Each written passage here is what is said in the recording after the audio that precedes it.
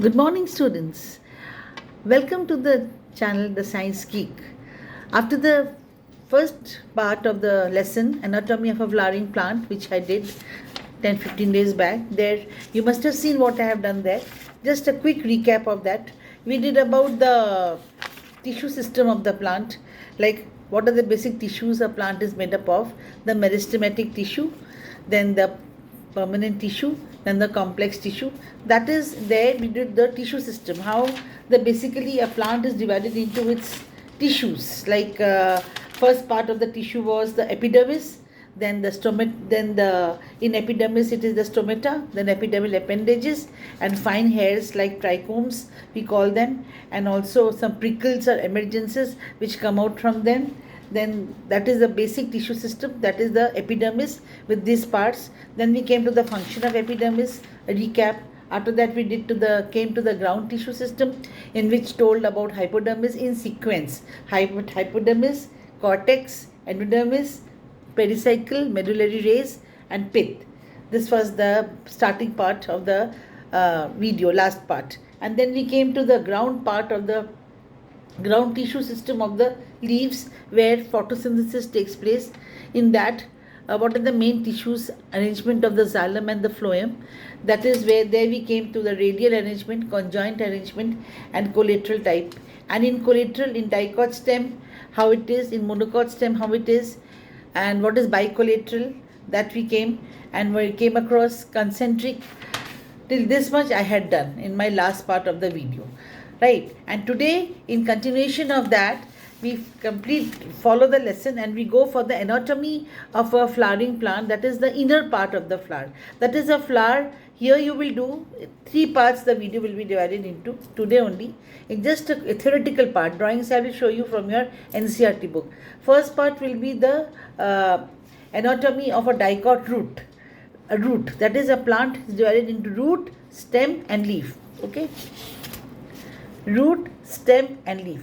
So first the root part. So the root in a dicot plant, root in a monocot plant, their differences. Then the leaf part, leaf in a dicot, leaf in a monocot. And then the stem, stem in a dicot, stem in a monocot. So the overall anatomy of the entire flowering plant. First was the general view. Now this comes to the inner part. So now if you see your NCERT textbook, you open your page 91. There you can see very clearly they have given you the diagrams. I'm just showing you the diagrams again here. These are the diagrams here. First part is this diagram, TS of a dicot root, figure 6.6, where they have shown you the outer is the root hair, then epiblema, then after that is the cortex, then the sequential layers are arranged there, which you will also make a flow chart and write. And then comes the endodermis, pericycle, and then protoxylem, metaxylem, pith, and in this after that is the phloem. That is a dicot stem, and about a dicot stem I'm saying dicot root, and below is the dicot monocot root and dicot root. Okay, this is the first one, dicot root and monocot. Then comes, you turn the page, TS of a stem you will see, which you will draw. TS of a stem completely nicely you will draw. Transverse section of a stem, dicot and monocot, right? Dicot and monocot. Then we come to this page where you will see how in the leaves arrangement in the leaves. TS of a dicot leaf. Dicot is dorsiventral and monocot is isobilateral. So these two terms will be told to you with their explanation. Diagrams I am showing you here. This is the diagram part, and this is the secondary growth part, how the secondary growth of the tissues takes place, and with their diagrams. Okay, so this will be my today's video about, right? So okay, take your notebook, sit with your paper and pen, and we start the video, right? So the first part I start with the dicot root. First is the dicot root I start with. In a dicot root, what we will see, the layers which you will put in order is, first layer is epiblema as per the diagram. This epiblemma, it is the outermost layer of a young root. First point, it is equivalent to the epidermis of a stem. Then it is not, it doesn't have any stomata or cuticle, and the cells are thin walled and tubular in nature. That is the first part here. Okay, and the cells which produce the root hair are called the root hair cells, or also trichoblast. Root hair cells or trichoblast. So epiblemma is the outer layer. Okay, that is the first part. After the root epiblemma comes the next part is the cortex. If you see the diagram also at the same time, cortex. In cortex, the layer beneath the epiblemma. The layer beneath the epiblemma is the cortex. Okay, it consists of many thin layered parenchymatous tissues which are having some spaces between them. Okay, and the cells of the cortex store food. Main function, they store food. The ground tissue. After that, you can see in your book figure 6.6 that after cortex is a layer called endodermis. So endodermis is the innermost layer of cortex. It is made up of barrel shaped cells without any intracellular space between them, and the intracellular cells are living and they are rich in starch grains, right?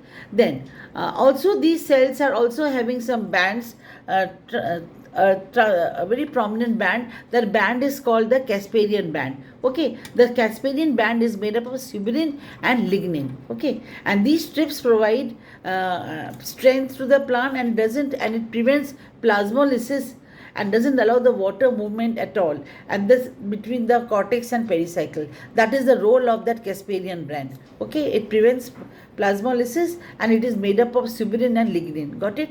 Okay, then below this you will there's a part here, but it is not mentioned in your book. It is known as stele, stele, stele. The first one was epiblemma, then cortex, then endodermis, then stele. If they ask you what is stele, stele is all the tissues on the inner side of the endodermis,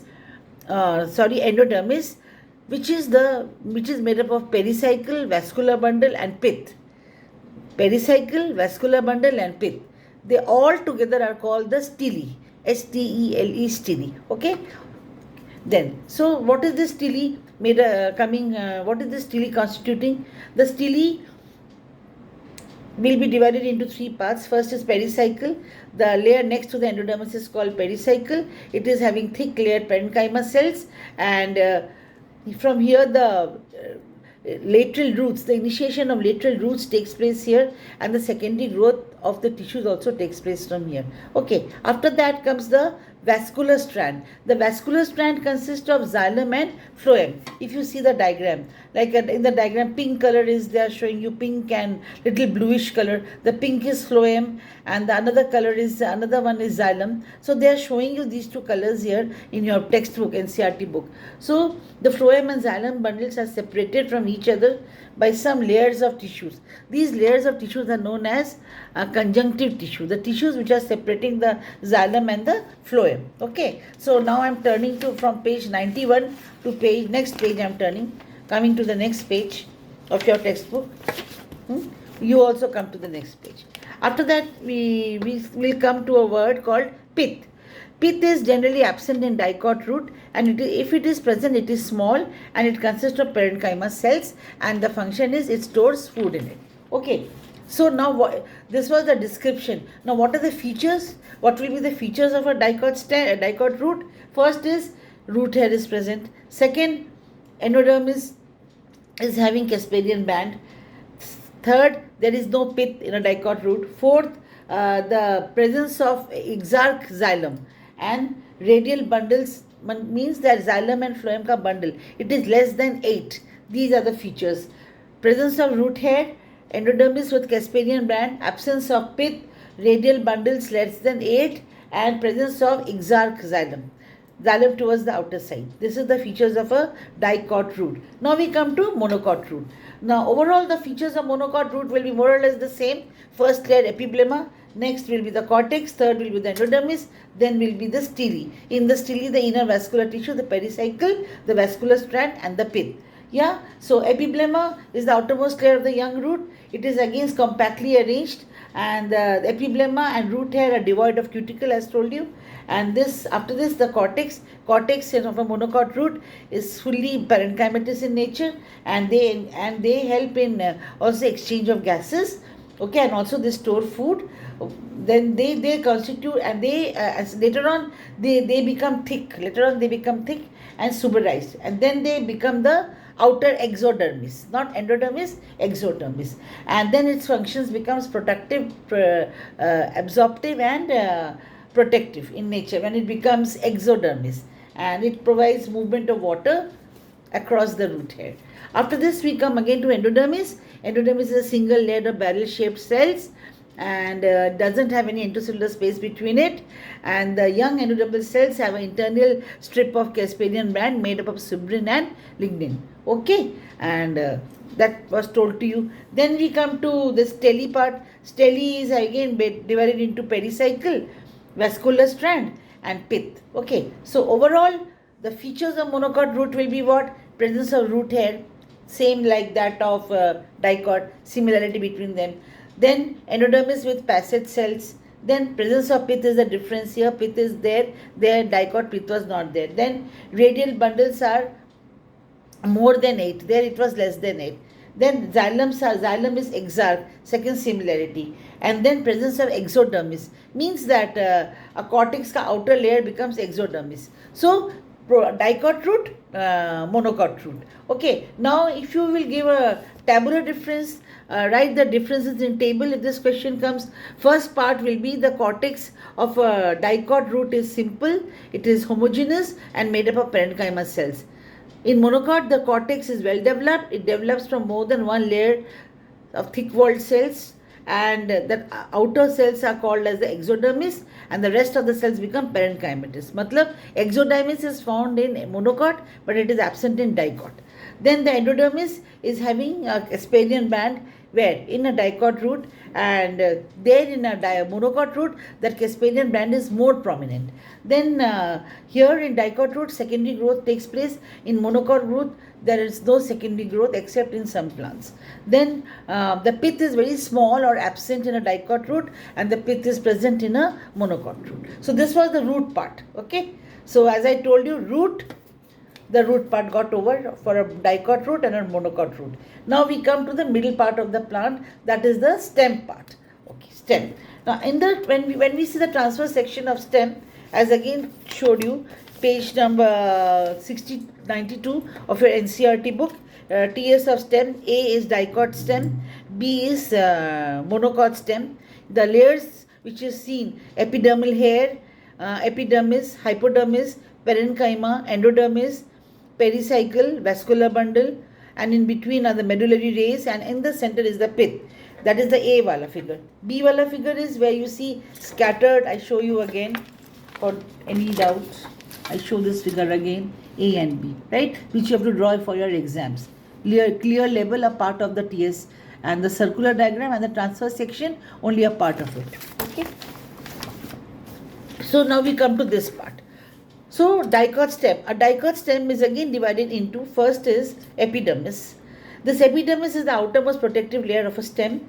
It is covered with a thin layer of cuticle. The cuticle protects the tissues from injury as well as from other fungal diseases or the entry of other spores and all, and it prevents the loss of water.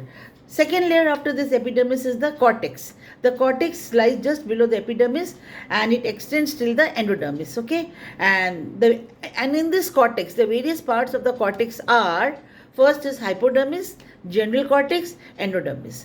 Hypodermis is the layer just below epidermis, and it is mainly collenchymatous in nature, and it provides strength to the young stem. Collenchyma provides mechanical strength and also flexibility, because these are the basic tissues of a plant: parenchyma, collenchyma, sclerenchyma. Okay, then the general cortex. The general cortex is located below the hypodermis, and it consists of few layers of parenchyma. These cells are thin-walled and they have big intercellular space between them. After this lies the endodermis. It just lies beneath the cortex, and it forms a single layer of barrel-shaped cells surrounding the stele. The stele is that inner vascular tissue. So this was the cortex part. So epidermis part got over, cortex part got over. Now the third important layer is the the layer or a labeling is seen in your book called as pericycle. This pericycle is on the inner side of the endodermis and above the phloem. And the cells are mainly sclerenchymatous in nature. They are lignified, and these lignified cells form small patches, and these patches are called as bundle caps. The bundle caps, the labeling is not given there, but they are called as bundle caps, and a few parenchyma cells are dispersed in between them, which makes the medullary rays. So this pericycle is mainly sclerenchymatous in nature. They make the bundle cap, and in between the pericycle, few parenchyma cells are there, which make the medullary rays. And each patch is associated with phloem of a vascular bundle and is called as the hard bast. Okay. So this was the pericycle, the sequential layers. Then we come to the type of vascular tissue. Which kind of vascular tissue is found here? The vascular bundles are conjoined. And what is conjoined? Which consists of both xylem and phloem. Next is the next nature of it is also collateral. That is, the phloem and xylem both lie in the same radius. Then it is open. Open means a strip of cambium is present between the two. Okay, that is about this. So the vascular strand consists of vascular bundles arranged in form of a ring. You can see it was a ring along a central pith. And the characteristic of the ring is, I told you that each vascular bundle consists of a phloem on the outside and xylem towards the inner side, and in between is a layer of cambium. And these are the features of that dicot stem. And what are medullary rays after that? Medullary rays is the non-vascular area present in between the vascular bundles, and this medullary rays, it connects the pith with the cortex and the pericycle. Okay. And the medullary rays take part in radial conduction of food, water, gases. Okay. And then, so overall, what are the features now of a dicot root? Dicot stem. First is occurrence of multicellular hair over the epidermis. Second, collenchymatous hypodermis. The hypodermis is totally collenchyma in nature. Then, presence of bundle caps or sclerenchyma pericycle. Bundle caps or the sclerenchymatous tissue over the vascular bundles. And then the xylem is endark. This is a dicot stem. Now we come to a monocot stem. The monocot stem are having another features. What are the features? The sclerenchyma, the first layer is also epidermis, then again hypodermis, then the ground tissue, then the vascular tissue. So the outermost epidermis, what we see here, is again compactly arranged, transparent, elongated, barrel-shaped cells, living parenchyma cells. The epidermal cells have a cuticle outside. The epidermal cells prevent the evaporation of water, and also the epidermis possesses some stomata in them. Then what about the hypodermis? The hypodermis is lignified sclerenchyma. There it was collenchyma. Here it is lignified sclerenchyma. A very important difference. Lignified sclerenchymatous in nature, which the hypodermis, and it provides rigidity and mechanical strength. Then what about the vascular system? The vascular system, each vascular bundle and vascular strand is surrounded by a sheath of sclerenchyma known as bundle sheath, and the bundles are endark. There it was exarch, here it was endark, and with the protoxylem and metaxylem arranged in form of a Y. If you see the figure of your book, monocot stem of book, in your book, the divergent ends are occupied by two vessels and convergent ends by two smaller spiral vessels lying radially in the center. Okay, so this book, your NCERT book, tells you about the diagrams with the things, but it is given in form of a paragraph. But better you write it in form of points. Okay, so the features now I am telling you of a monocot stem will be sclerenchymatous hypodermis, undifferentiated ground tissue, vascular bundles are scattered toward the ground tissue. You can see figure 6.7 B part. Fully it is scattered. It is not like a ring with the pith in the center. Then the vascular bundles are conjoined, collateral, closed. And the protoxylem activity is totally present. Protoxylem cavity is present. So root got over, stem got over. Last part of the part is the leaf part. Okay. Now if we come to the leaf, in the leaf we come to the dorsiventral leaf and a isobilateral leaf. Dorsiventral leaves means dicot and isobilateral leaves means monocot. So again the figure of dorsiventral and isobilateral is given on this last page, a TS of leaf. Yeah. So here what we will do is, here a dicot leaf. A dicot leaf is called as dorsiventral leaf, a new word in your vocabulary, which means the leaves are generally horizontal in orientation with a distinct upper layer and a distinct lower layer. The upper surface is called the ventral surface, and the lower, which is responsible for receiving sunlight, and the lower and the vertical section of a leaf is shown in your this. So the upper parts and the shades of the leaves are also different in a dicot leaf. Okay, and they have reticulate venation, remember, and a monocot leaf is isobilateral and they have parallel venation. Okay. And also the root system is different. Dicot is taproot and monocot is fibrous root. Okay. So here in a dorsiventral leaf or a dicot leaf, what will be the layers found here? Upper epidermis, single layered, parenchymatous, but sometimes it can become multi-layered. Then after this comes the mesophyll tissue, a very important tissue which conducts photosynthesis. This mesophyll tissue, you can see, is divided into palisade and mesophyll. Palisade mesophyll and spongy mesophyll. If you see figure 6.8 of your textbook, page number 94. So the mesophyll is differentiated in a dorsiventral leaf in upper palisade and lower spongy parenchyma. The palisade cells contain abundant chloroplast, okay, and hence they are major seat of photosynthesis. And the oval or round or loosely arranged spongy parenchyma lies below the palisade, and this spongy parenchyma also contain chloroplast, but they are less in number. So, and there are large air spaces between them. So, palisade is the seat of photosynthesis, and the spongy mesophyll also has chloroplast, but it is less, and there are spaces between them. And on the lower side, you can see the stoma or the stomata, upper epidermis and lower epidermis figure. Then what about the vascular system? The vascular bundles are conjoined, collateral and endark, and each bundle is surrounded by a bundle sheath of parenchymatous cells. The xylem is present towards the upper epidermis and the phloem towards the lower epidermis. Okay, this is this. Now, quickly the features. What are the features of a dicot leaf? Dorsiventrally flattened, and the stomata are mostly on the upper surface. Mesophyll is differentiated into palisade and spongy. Vascular bundles with colorless bundle sheath. Vascular bundles with colorless bundle sheath. What about the vascular bundle? How the xylem is arranged? Xylem towards the upper side and phloem towards the lower side. Okay, that is this. Now we come to a monocot leaf.